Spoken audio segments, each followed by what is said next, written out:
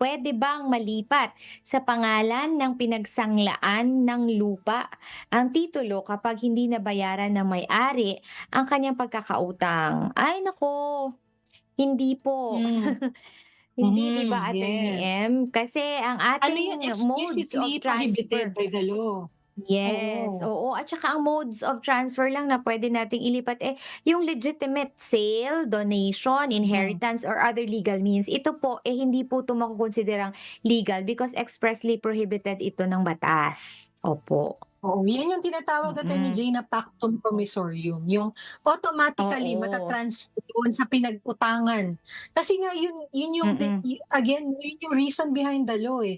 Kasi ang nangyayari yung ibang tao 'pag gipit na gipit, papayag na lang sila na isanla tapos ganito yung amount, para bang wala silang magawa kasi gipit na gipit sila during that time. So because of that, yun yung naging mechanism ng batas para ma-prevent yung abuse at hindi rin po, malagay sa gano'ng sitwasyon yung mga kababayan natin o na probably by a certain period of their time, nangangailangan talaga ng pera at napilitang isanla. So because of that, bawal po na automatically maita-transfer doon sa pinagkautangan. Puwede Attorney Jay kung ipapa-foreclose yung property, 'di ba? So meron tayong Mm. procedure for the Ayun. foreclosure. Oo. So yun ang puwedeng mangyari, but Oo. hindi puwedeng Oo, automatic legal na mode, malilipat, legally, oo. oo, pero hindi siya automatic. Yes, Yun, oo. protection yun para dun sa ating mga kababayan na nangutang tapos ginawang collateral yung kanilang mga lupa. Hindi po Yes. automatic yun Mm. na mapupunta dun sa pinagkautangan ninyo, bawal po yun sa batas. Katulad nung sinabi ni Attorney M kanina, ito po yung konsepto ng pactum commissorium na tinatawag sa batas na Mhm. ipinagbabawal po.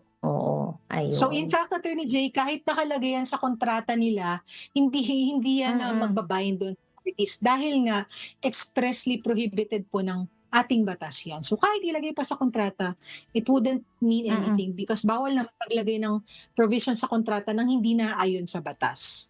So Oo, yun. tandaan natin 'yun ha mga kasambay, hindi niyo mafo-forfeit ang lupa Importante. ninyo kahit ginawa ninyong collateral 'yan.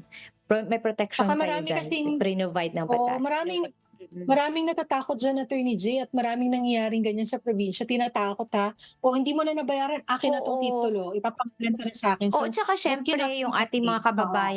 mga kababayan natin na wala namang alam sa batas, siyempre dahil porke meron silang pagkakautang at may Mm, accountability sila, may responsibilidad silang kailangang, tuparin doon sa pinagkakautangan nila, nagre-relent na lang kasi wala naman silang magawa na. Pero ito nga, for the education of those sa mga nakakapanood nito, protektado po kayo ng ating batas. Hindi po yan automatic na mapupunta mm. sa kanila ang inyong lupa kahit po may pagkakautang kayo sa kanila.